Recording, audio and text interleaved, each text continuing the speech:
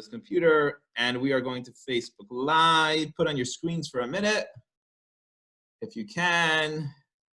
I'm going to do this on the Chabad page again. Okay.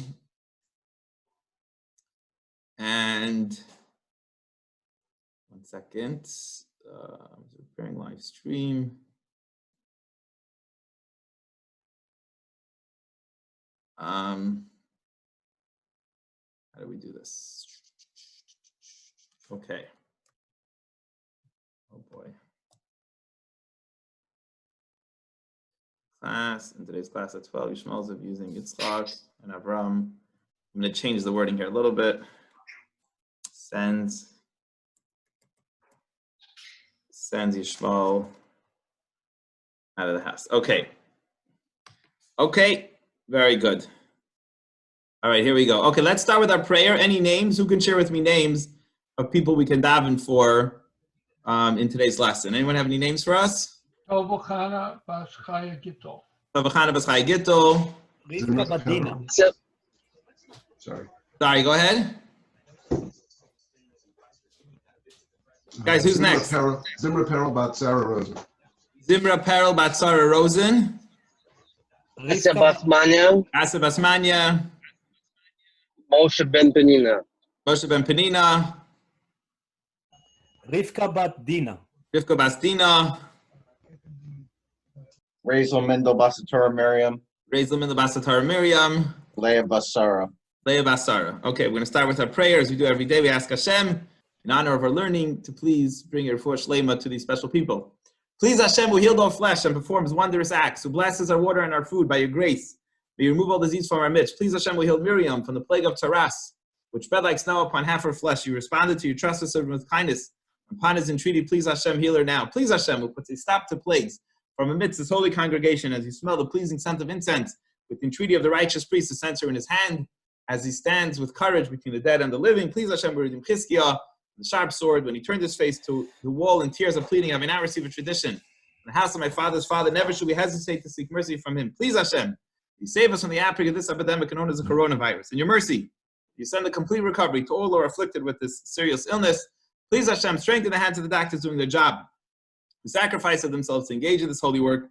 Illuminate their quest to discover a suitable cure, for we trust that you always place a remedy ahead of disease, and let us say, Amen. We ask Hashem, in honor of our learning, to bring our refuah shlema to all those that are in great need. I do want to say actually something before we start. A few things. First of all, I want to mention that Alan started coming to Chabad for Minyan on Wednesday night. So round of applause to Alan.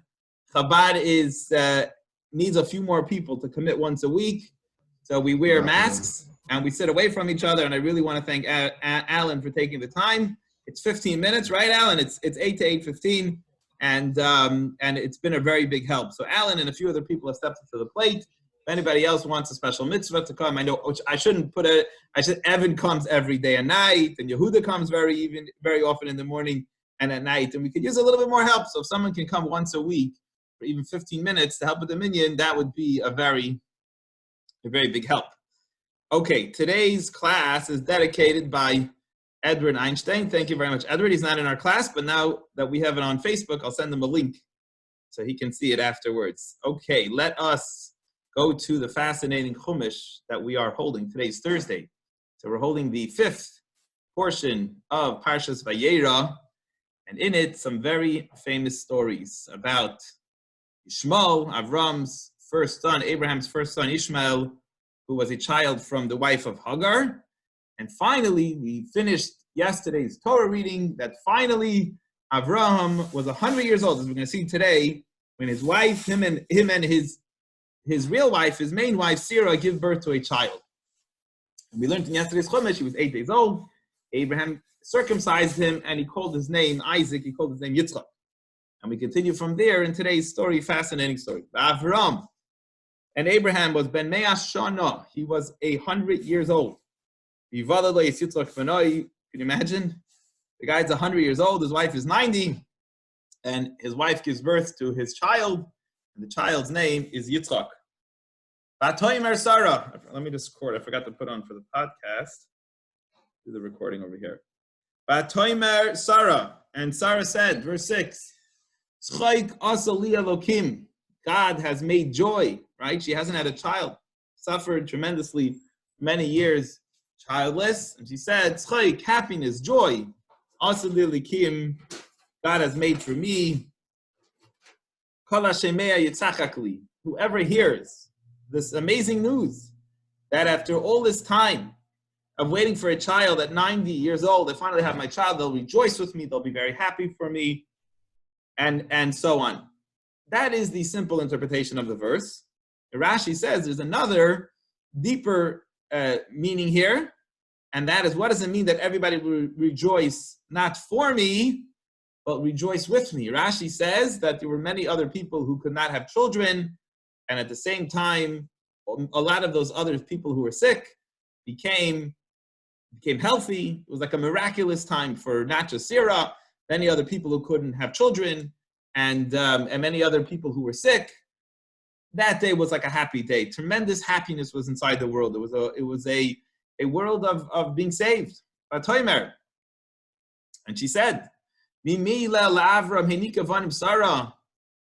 says, who would have said that Abraham through Sarah would have had a child?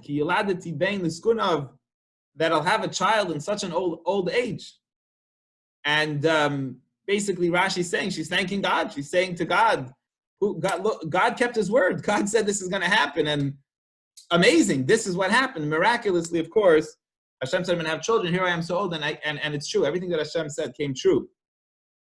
The word here used, milel, is a funny word. It's not a normal word. Rashi says it's used in the Chumash.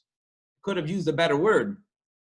Instead of saying speak, milel is not right. Daber, the daber is more common Hebrew word for speak. What does it mean, milel? So Rashi just gives us a numerical value here. If you take the letters of milel, mem, lamed, lamed, it equals 100. That Abraham was 100 years old when this great miracle happened. She says, wow, God kept his word. Abraham will have a child, and yet after everyone gave up, 100 years old, Abraham had faith the whole time, but Sarah herself couldn't believe it, that God actually kept his word, and they ended up having a child. Now it says that Sarah will nurse children. Enika vanim Sarah. But I thought Sarah only had one child. What do you mean that Sarah will nurse children? And they say that Rashi brings an interesting commentary on here. They said that Sarah, it's not possible that Sarah really had a child at such an old age. Something doesn't make sense in the story. So they said she adopted. She basically found the kid, adopted, and made up a story that she had a child. But Sarah could prove it, that it was really true, that God took this 9-year-old woman and turned her into a younger woman who could have children, because Sarah nursed the other people's children. So at this party, or at that time, Sarah was able to nurse not just her own child, but other children too. And that obviously made it very clear that it wasn't an adopted child that was brought in, but it was really a child that was born to this woman miraculously at 99 years old, Rashi says. Verse 8, so what happens? These children grow up. Vayigdal hayeled, and the child Yitzchak grew up. Vayigamo, and he was weaned. As Rashi says, the common, at least in those days, brought down even halachically and other in today's days perhaps too, that the average time for nursing, or a good, healthy, full amount of time for nursing, is until the child is 2 years old. So she raises the child, and she nurses the child, and it comes to the kid. Yitzchak makes it to 2 years old. Yas Avram Mishta, so Avram goes and he makes a huge party. Mishta Gadol, a big party. Avram throws a party, right? Like today's bar mitzvahs, you know? He goes and makes a big party. On the day that Yitzchak was weaned, and Yitzchak turned 2 years old. What does it mean it was a great party? So Rashi tells you who was on the guest list at the party. Who was on the guest list on the party? So it depends which political party you were part of. No, I'm just kidding. Who was on the guest list at this party? He says the greatest people of the time. You know who was alive? Shem. Shem, the son of Noah, was still alive even after Abraham was 100 years old. Remember, we said in the earlier class, or a little while ago, that Abraham was 10 generations from Noah. Noah's son Shem was still alive at this point in time. Shem had a grandson or great-grandson whose name was Aver, and they were the heads of the yeshiva, so they were obviously very important people.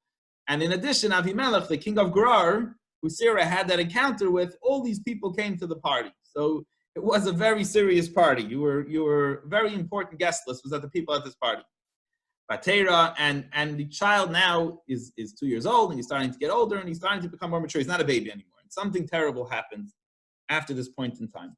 Tera Sarah as Ben Hagar Mitzris. Sarah sees the son, Abraham's other child, the older one, who remember he had bris at 13, so he's got to be around like 15 years old now, 15, 16 years old.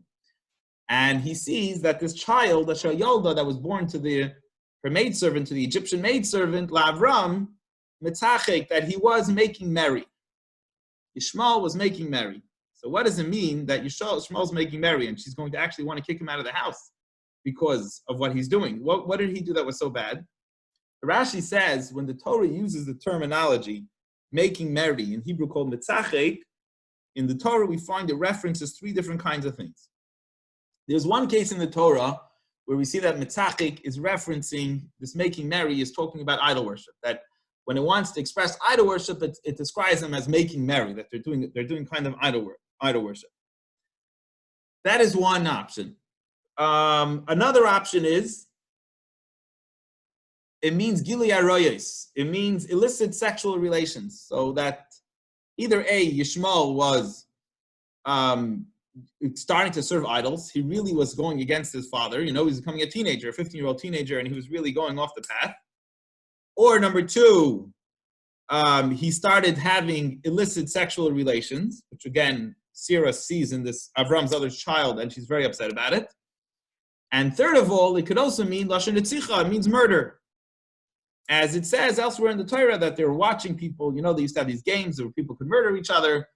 And Sarah sees that the older brother that Yitzchak is looking maybe up to as a little kid is starting to follow her husband's other son, who's a teenager, who's starting to become a very dangerous influence on her son. So she tells Abraham, look in verse 10. He says, chase this maidservant out. Chase her out. That's Benah and her teenage son. Because this maidservant and her son will not inherit equal with my son. This is not, her son Yishmael is not going to inherit. He's not equal playing ground with my son Yitzchak. Rashi, that's just going to explain. First of all, from the fact that Sarah is making the statement, why is she all of a sudden making the statement? Why is Sarah all of a sudden kind of getting all hot under the collar and saying, no, he's not good. Who's talking about inheriting? Now, wait, Yitzchak is a little baby. Yishmael is a teenager. Well, why are you bringing up who's going to get the inheritance? So Rashi says from here you see what was going on in conversation between her little Yitzchak as he's starting to grow up and his older brother, his older half-brother Yishmael, is that they were arguing over who will inherit Avram. And Yishmael said, I'm the firstborn. I get double portion. Not just do I get 50%. I'm dad's oldest son. The rule is in Jewish law and the Torah, the older son gets double portion. And he would throw, Rashi says, arrows. He would go in the field and shoot bows and arrows, shoot a bow and arrow, shoot arrows towards Yitzchak. And his mother got very scared. And he would say, what are you doing? He says, I'm joking, I'm not, whatever. He would go and he would I guess he was getting very dangerous, that Sarah was scared for the life of her child. And they were arguing over, this little kid with his older brother is arguing over who's going to inherit Avram. So Sarah says to Avram, get this kid out. I don't like what's going on. I don't like this conversation that's happening here. First of all, even if Yishmael is this terrorist, there's no way this terrorist, this kid who's serving idols, immoral relations, and killing, is involved in murder, and like a real gangster is going to inherit. And even if he wasn't a gangster, if he was a good person, he's not, even if he wasn't equal grounds to Yitzchak, he's not equal playing grounds. I'm your wife, this is your main son, and therefore he's not going to inherit together with him. So for sure now that this is your main son, and he's also a terrorist, he's a gangster, for sure he won't inherit. Now, I'm just saying that I'm just reading Rashi here. I'm not making this stuff up. I'm simply translating here what Rashi says. You can read it for yourself. Verse 11, Vayera hadavar moed b'nei Avram. But Avram doesn't like what Sarah is saying. He gets very upset. Aloydis b'noi, this is my son I'm talking about, right? You're telling me about my son. All these terrible things, that my son is becoming an idol worshiper, illicit relations, and getting involved in murder. And he got very, very upset that he heard that his son, Rashi explains, he got upset that I guess he didn't realize what was going on with his teenager, with his son. That is one way to learn what Avram got upset. The other idea is, listen, Avram said, I don't care how bad my son is, it's still my child. It could be that he's not on equal grounds, playing on equal grounds to my son Yitzchak, but you know what? What are you telling me, to send away my own child? I don't care how bad he is. So verse 12, so God says to Abraham, he says, don't become displeasing because of the child. Don't get upset. Al Hanar, on the child, Ba'al Masecha, and on your maidservant. Don't get upset, God tells Abraham. I hear you're saying it's very difficult for you to listen to your wife. And here's a very famous statement. My mom always tells it to my dad. My mom's name is Sarah, by the way. She says, anything your wife, Sarah, tells you, listen to her voice. Right? Good Jewish women have always been quoting this verse, that God tells Abraham, whatever your wife says, you should listen to her. Why?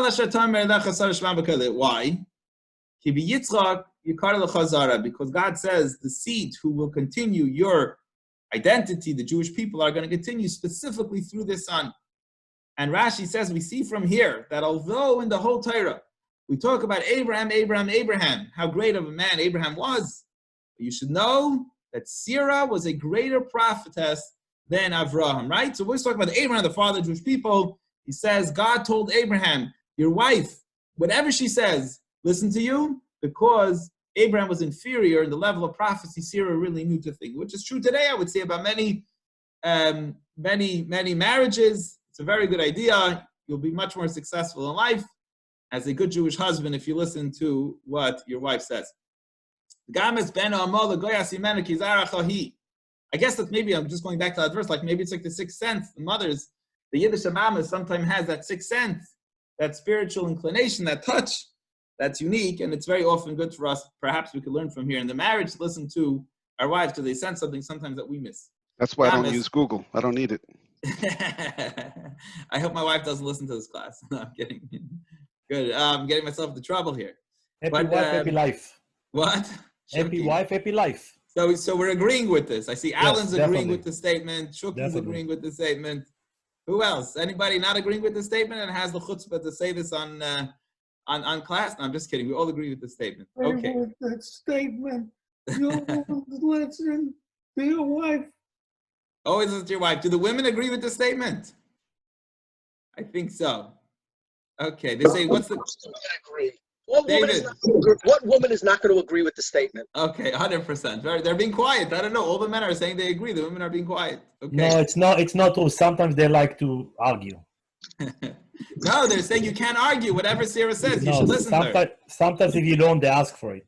But it's okay. Happy wife, happy life. That's Go ahead, very Rob, I'm sorry. We have wisdom. Exactly. That's it. True. There you go. Thank Also, you. they get more mature. The women, like in early age, they're more mature than the men.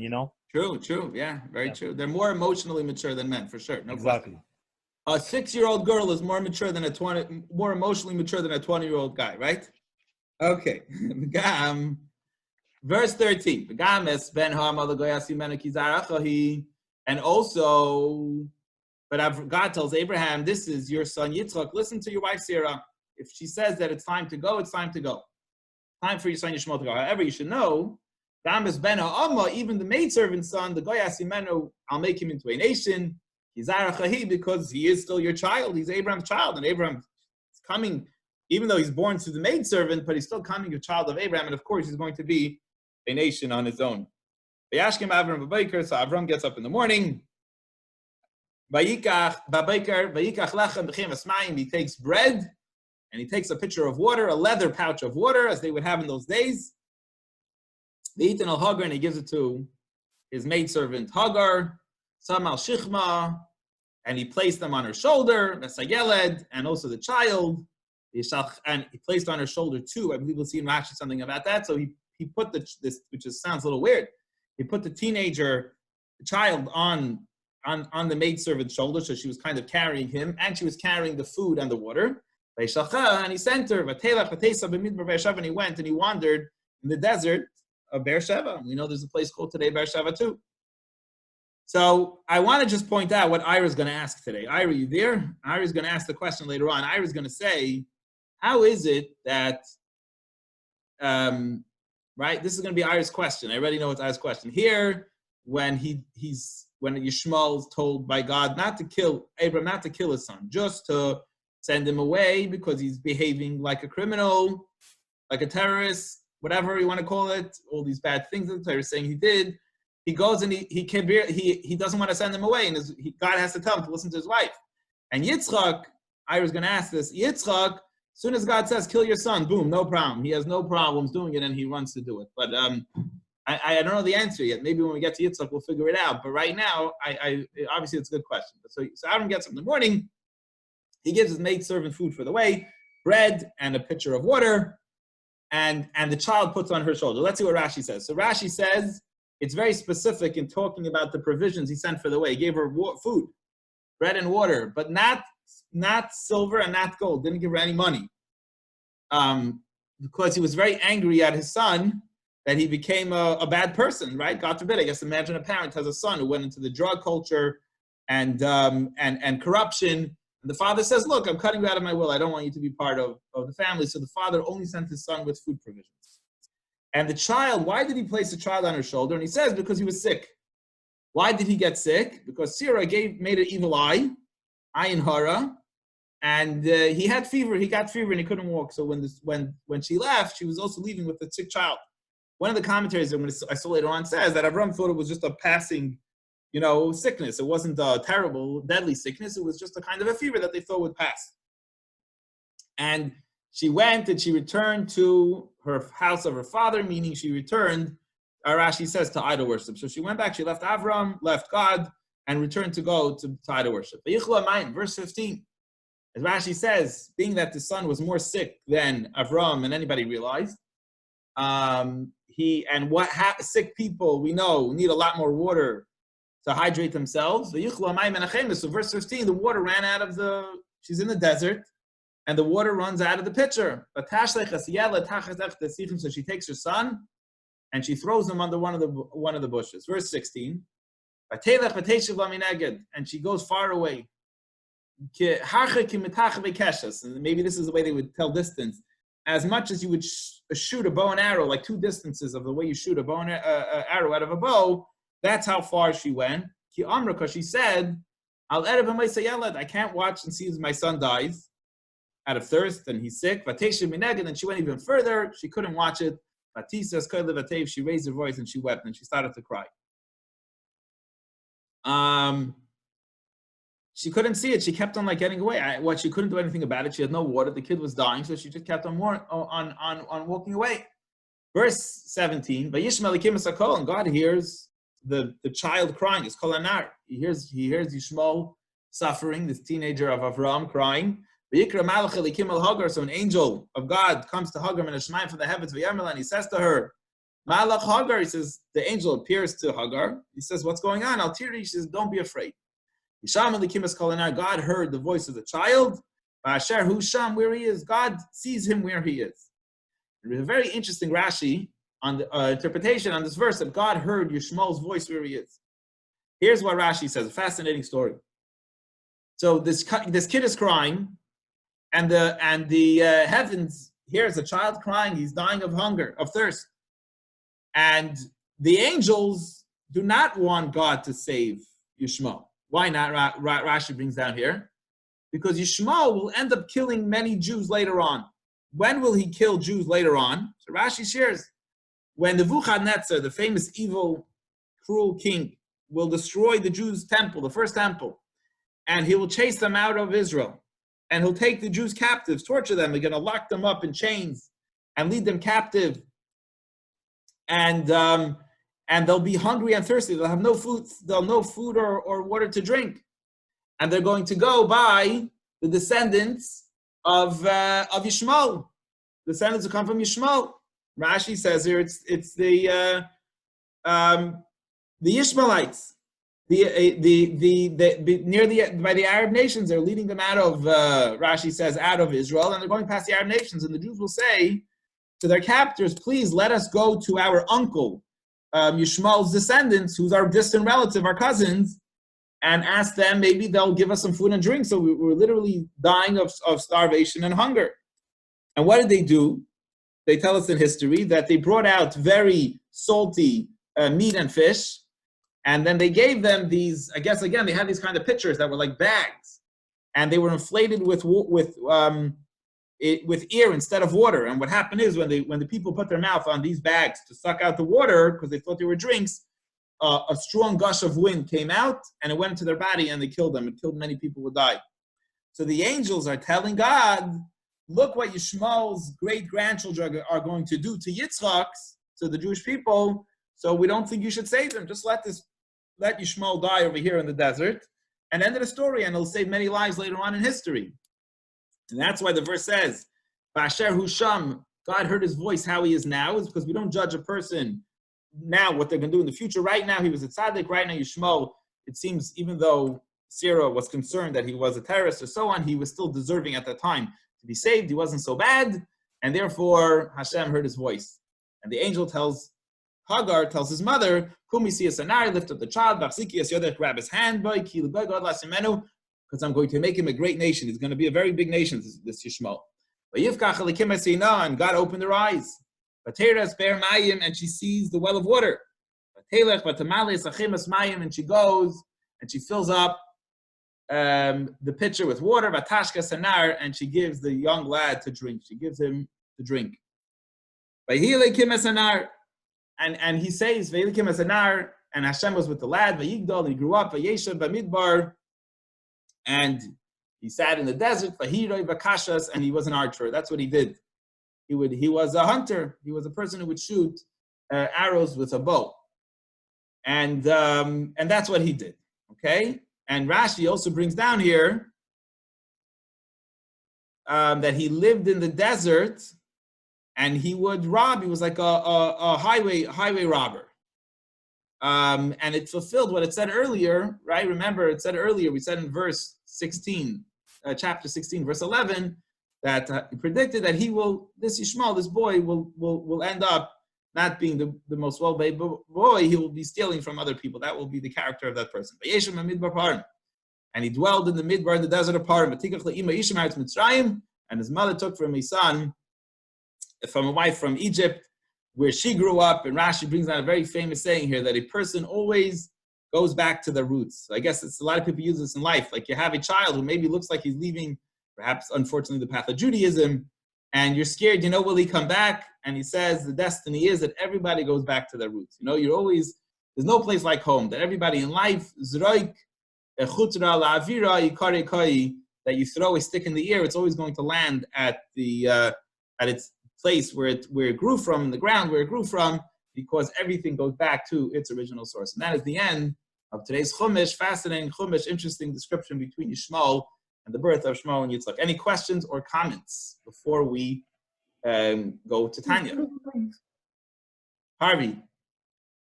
It's circled named because after he was born. His name is called Yitzchak. We learned yesterday, correct? That he got the name Yitzchak because Sarah laughed when he was born. Yes, so Yitzchak also means laughter. It's interesting because we have the word Yitzchak a number of times, and we have it also in the derogatory sense, is that Yishmael was being mitzachik. He was making merry. He married Hagar after Sarah died. Yeah, so I guess, to me, it seems like you could have two kinds of happiness. You could have an unhealthy kind of making merry, and you could have a healthy kind of making merry too. So it depends. A good Jewish, a healthy kind of happiness, and you can also make fun of people and laugh at that. It's like comedians today, There's some comedians that they get jokes that are making fun of other people. That's what they live off. And they're really not nice people. They just know how to make jokes, and everybody likes to watch those jokes, very cruel jokes of other people. So it seems like you could have a happiness where someone's really happy for another person, or a good, healthy happiness, it seems like, from the parsha could go two different kinds of ways. Yeah. Any other questions or comments on today's chumash that we learned? I have a question. It's very strange. Yes. After Sarah died, he married Gen Hagar. He's going to remarry, correct. Harvey's just telling you, correct, very good, Harvey. Harvey's making us aware that he will, even though he sent her away, they will get back together. And I think we learned that Yishmael, it's important to note, will become a tzaddik at the end of his life. Abraham will pass away at 175 years old, in 75 years from now and Yishmael will end up being a righteous person when he passes away. So I guess it's like any good teenager, in the teenager years, that's bound to happen to many teenagers, that they're going to get a little rough. But eventually they all come back. Yeah. Eyal, yes, go ahead. How come in this whole portion, they never mentioned Ishmael's name, not even once? It says the son of Hagar, the Shifcha, and the boy and the lad. They never say his name. If you go to the beginning, Sarah tells him, that to take, not even once. It was in yesterday's Chumash, right? Let's just go back to yesterday. Yes, in yesterday, yes. But in this episode where after Isaac is born, from that point on, up until this point, they're going through length to describe who the person is, but they're not saying his name. I don't know. That's a very, I don't know. If you go to like Pasuk Daled on the second chapter. Yeah, let's just see from here. Let me see. Ben Hagar HaMitzris, verse 9. It says the son of Hagar the Mitzris. Yeah, but it doesn't say his name, Ishmael. And again, Vatomar leAvraham Garesh et Amav. It doesn't say his name. It always says the son of, or. Very interesting. Yes, very good point. Do you have an answer, or you're? No. To me, I'm puzzled that the Torah is never putting extra words. We know that the Torah is very precise. And all of a sudden, there's a description, instead of just saying the name of the person, they described in length who the person is. He says the God heard the voice of the child as he's there. He doesn't say Yishmael's voice. I don't know. That's a great question. I don't know. Very good point. You're pointing out something very interesting. Definitely 2 points for you. Excellent. Very good. Very good point. I don't know the answer. Maybe you'll look it up. I'll look it up. Hopefully one of us will come up with an answer. Next time. Great. Any other questions or comments? Very interesting, Eyal. Thank you. Any other questions or comments? No, we're going to move on. Okay. Let's do today's Tanya. Okay, so that was the Chumash. I simply read more or less the Rashi, the Chumash and the Rashi. Did not just basically translated what is there.